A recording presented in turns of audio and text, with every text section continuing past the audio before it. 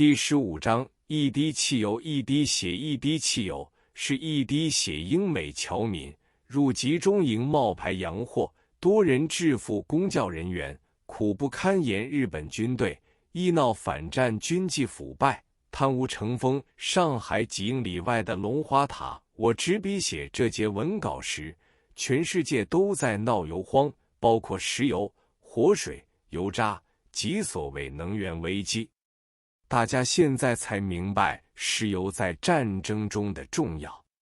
其实抗战8年之中，日本早已感觉到能源的重要，重庆方面也感到不可或缺。我就来讲讲中日双方的能源状况。一滴汽油是一滴血。从重庆方面传来的消息，后方正在组织青年军，有一支部队已组织成功。这个部队的门前有2行联语，叫做10万青年10万军，一滴汽油一滴血。内地来人说，青年军组织以10万人为一个单位，陆续在各地成立起来。可是汽油非常缺乏，一滴汽油譬喻像一滴血那么珍贵。我们在上海战争初期，汽油加油站已经无油可加，只有少数人囤积汽油，埋在花园泥土中，别人也不知道。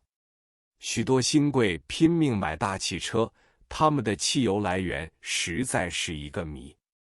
初时一般人仍然要坐汽车，因此大部分人便把私家车里改装上木炭炉，装在车厢之后，这是一个有2尺高3尺阔那么大的黑铁箱。行驶前半小时，先由司机生火，然后才可以行走。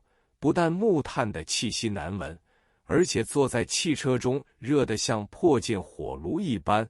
大家在没办法的情况下，也只好坐这种木炭汽车。后来因木炭缺乏，汽车也容易损坏，木炭汽车才渐渐少了。一般看见不装木炭炉的汽车，一定是军人或新贵，市民可以一望即知。上海的煤都从北方运来，战争激烈时，南北交通断绝，上海的存煤越烧越少，因此家家户户限制用电，每户人家只限用7度电，不许超出，一超出度数要罚几倍的价钱。后来又发布一个命令，超过规定的7度，剪断电线，以后不再供电。从前上海有许多一上一下的旧楼，多数要住10几户人家，所谓72家房客只是一种形容词。为了用电问题，往往引起房东房客的争吵，形形色色，不一而足。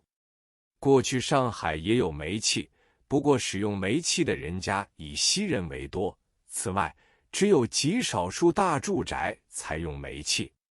到这时，煤气的使用也有限制，因为法租界的街灯都用煤气，所以勉勉强强地维持着。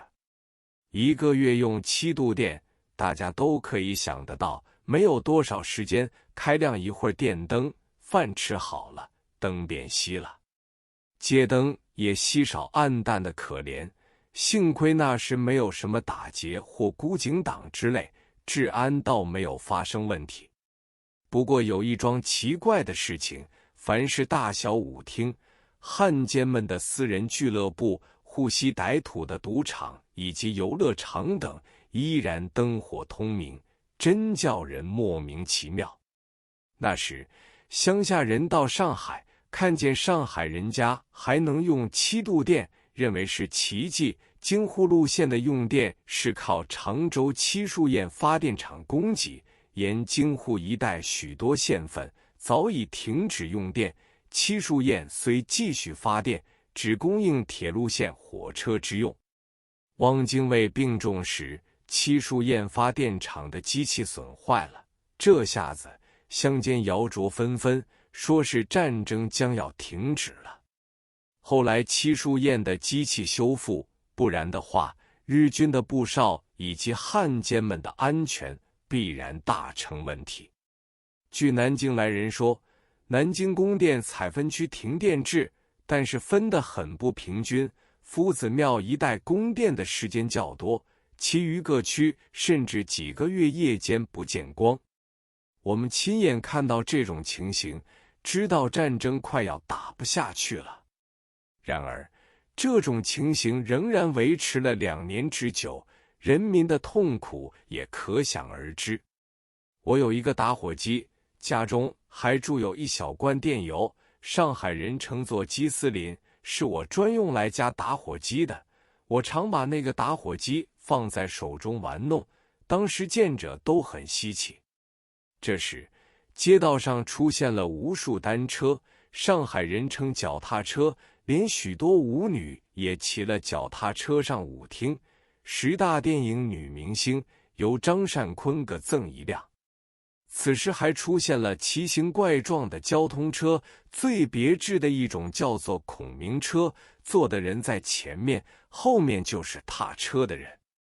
至于公用车辆，如电车、无轨电车、公共汽车等，出事依然行驶，不过数量极少，坐的人挤迫不堪。